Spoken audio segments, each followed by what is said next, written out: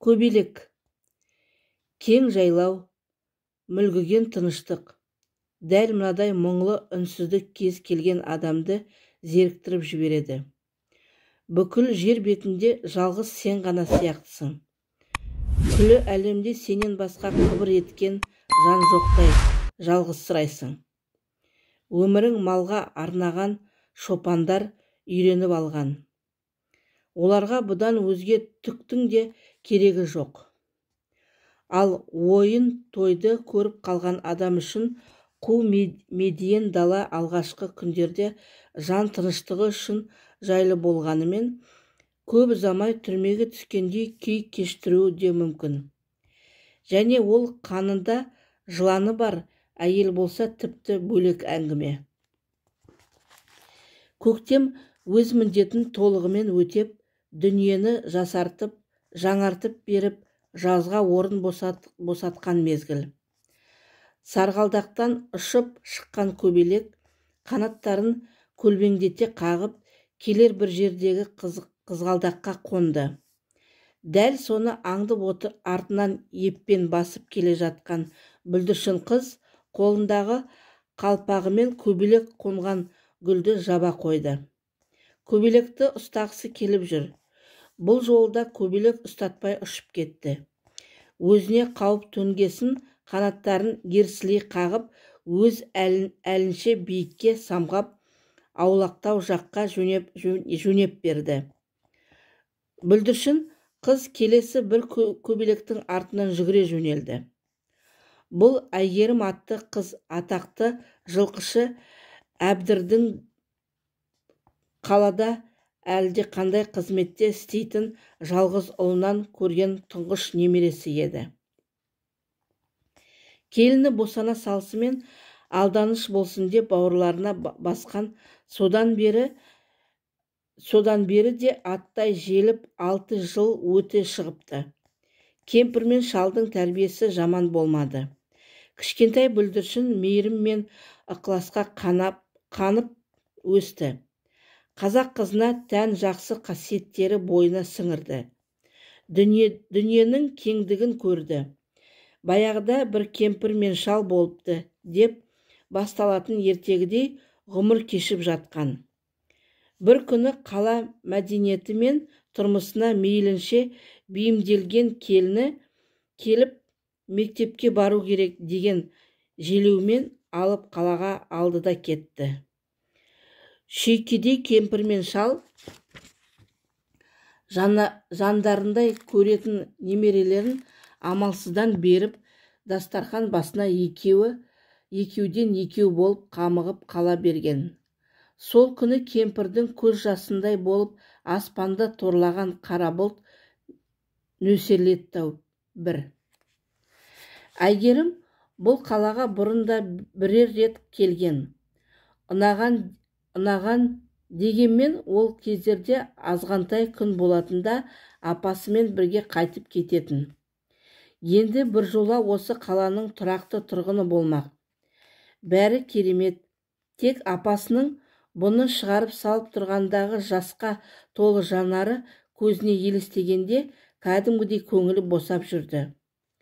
Бір қызығы, бұл үйдегі өзінен кейінгі інісі мен сіңлісін туған бауырларындай емес, туыстарындай сезінетін. Кей түндерде кейін үлкен қыз болып өскенде апам мен атамның қасына барып тұрамын деп қиялға бататын. Алғаш әріп танып сөйлем құрай бастағанда аяулы атасы мен апасына «Мен сіздерді жақсы көремін, сағындым, кейін үлкен тәте болғанда сіздерге барамын, бәріміз бірге тұрамыз» деп хат жазған.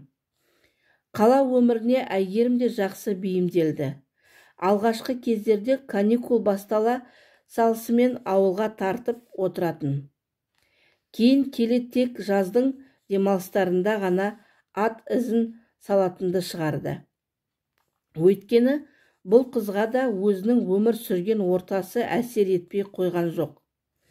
Мектепте жүріп сыныптасының ығына жығылды. Кейін келе жоғарғы оқу орнындағы студент достарының да ықпалы болмай қалған жоқ. Қыздың өзі үйде еді, қылығы түзде еді. Құс ұйқылы шаһарда жайлау сынды. Неон шамдарды жарқыраған клубтар мен түрлі кафе, барлар құдды бір жайлаудың гүлдеріндей көзді арбайды. Ал сол мейрамханалардың бірінен шығып біріне кіріп жүрген жастар сол жайлаудың көбелектеріндей. Әйгерімнің бүгін көңілі көтеріңкі, тағы бір киноға түспек.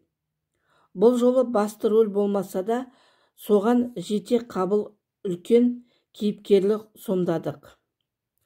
Әлде қандай режиссердің бүгінгі күндей суреттейтін ортаң қол фильмінде бизнесмен жігіттің көңілдесі болып ойнамақ. Кастингтен өтті. Режиссердің тапсырмасы бар. Жасандылықтан аулақ болу керек.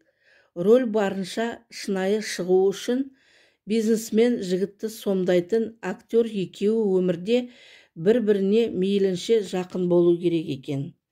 Сол себепті де екеуінің бірер күн бірге жүріп тұруларына тура келді. Бүгінде сол жігіт екеуі шығындау бір кафеге келіп отырған. Дастархан үстінде азғантай ас мәзірімен фужерлер тұр. Сонымен қатар екеуінің алдында екі қағаз жатыр. Актер жігіт өзінің алдындағы қағазға бір қарап қойып, Әйгерімді құшағына қысып, мейірлене иіскеді.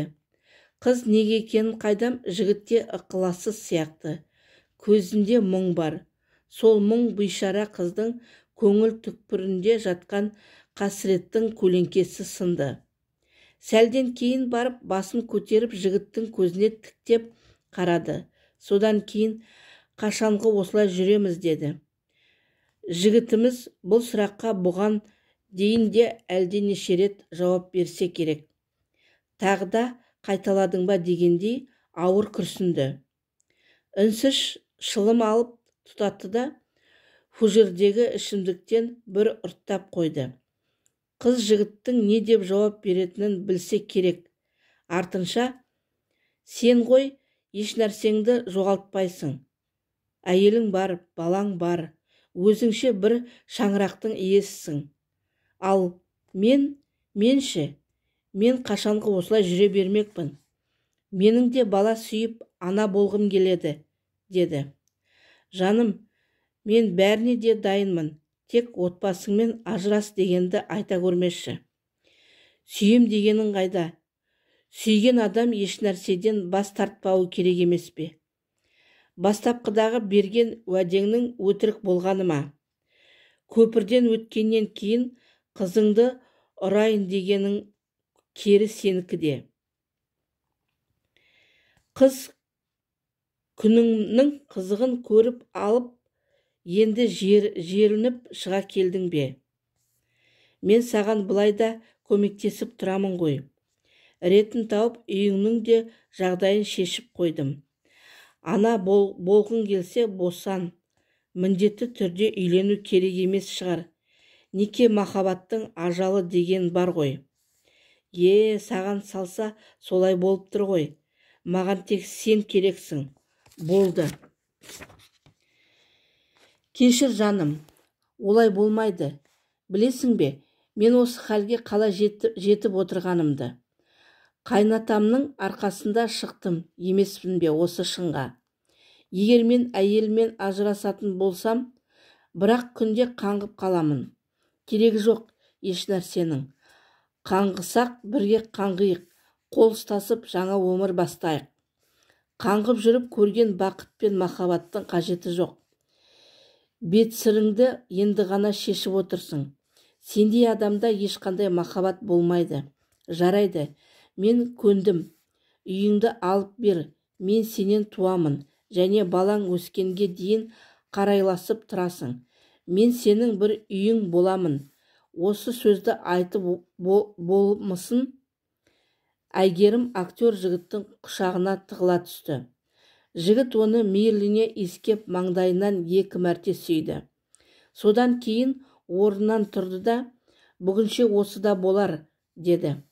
Иә, бұл екеуі режиссердің қолдарына берген сценарийлері бойынша дайындық жасап отырған.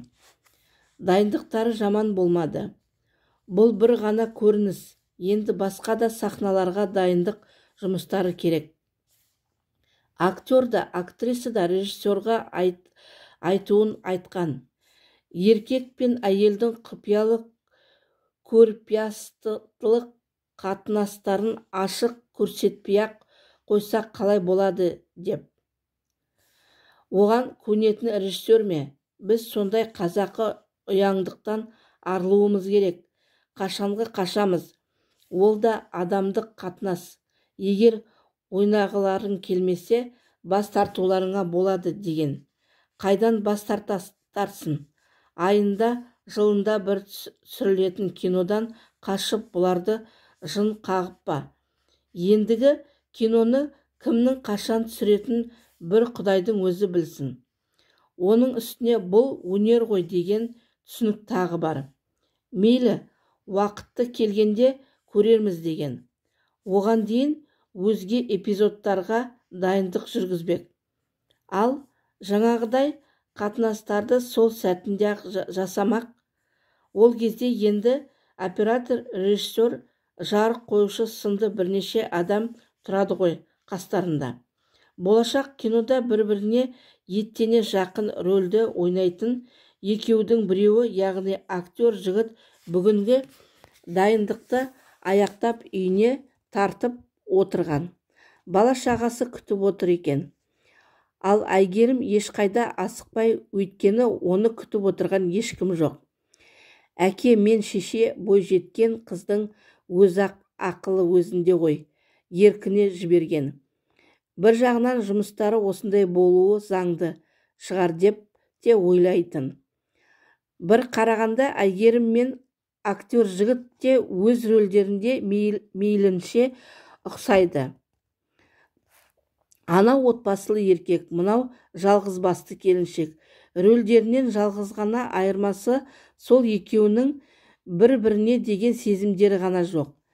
Бірақ сезім дегеннің өзі де тұрлаусыз нәрсе емес пе? Лап етіп жануда, лып етіп өшуде тез. Егер сол сезім махаббат болып саналатын болса, онда ет пен терінің арасындағы желік бұл екеуінің ортасында да жоқ емес. Егер сол сезімге берілетін болса, бұл екеуі ойнап жүрген кейіпкерлеріне бірақ сәтте айналып шыға келмек. Егер сөйтетін болса, өз өмірлерін ойнаған болып саналмай ма? Әйгерім ала көлеңке залдың бұрышындағы дастарханда отырған күйі түпсіз терең ойлардың шырмауына түскен. Бұрынғы рөлі тым жақсы болатын. Салиқалы суреткерлердің фильмінде еден жуушы әйелдің қызының образын сомдаған. Енді міне бүгін мынадай рөл бұйырып отыр. Шыдаса осы, шыдамаса жолың әне. Бұл өнердің заңы. Бала күнге арманыңды аяқ асты етіп, алдыға қойған мақсатыңды орта жолмен қалдыру әркім үшін ақ қиын. Жарайды, ойнауын ойнап ақ берермін. Бірақ ол кино жарыққа шыққанда жұрт не ойлауы мүмкін? Басқасын қойшы, бұның әр қадамына құт тілеп, ендігі қалған өмірдегі бар қызығын осы қыздан күтіп отырған атасы мен апасы ше. Бәрін қойшы, сүйіс десе сүйісе салар-ау мейлі. Төсек тірлігін ашық көрсетемін дегені қиындау болып тұр. Енді 100% жыр қылатындай Голливуд емес қой. Кеудеден жоғарғы жақтақ суреттейтіндері анық. Соның өзі қиындау болып тұр. Ал бас тартайын десе, контрактқа қол қойылып қойған. Қомақты гонорар ол тұр. Күлімдеп қол жетер жерде қайсы біріне бас қатырасың. Қыз да қолын бір сілтеді. Іштей бұл өнер деді.